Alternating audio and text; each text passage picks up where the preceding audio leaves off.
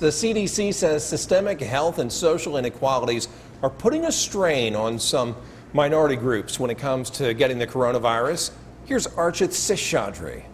From where they work, they're in primary industries. They're waiters in restaurants. They are in cooks in kitchens. They are working in the manufacturing plants, such as the construction or the chicken industry in North Georgia. They're in the meat packing industry. to where they live. They tend to, live in poverty, so small housing. And finally, something that happens a lot in the Latino community is multi-generational housing, right? So in a house, there could be the grandmother with kids and the children and the grandchildren living together. And therefore, when that 20-year-old grandchild went out partying or is working and gets infected, comes back home and infects the 60 or 70-year-old grandmother at the same time. And that is one of the components that is causing that. Doctors say Hispanics face a greater risk of contracting the coronavirus and typically have higher rates of diabetes, obesity, and hypertension. We're also seeing a marked increase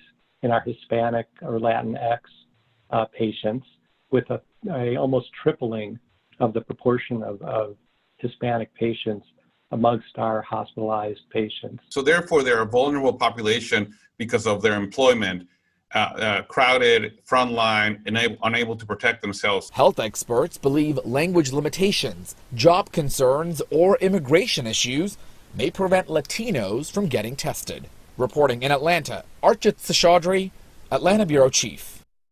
State health experts say around 25% of Latino poultry workers in the state are testing positive. The CDC says Native Americans, African Americans, and Latinos are 5 times higher than white Americans to get the virus.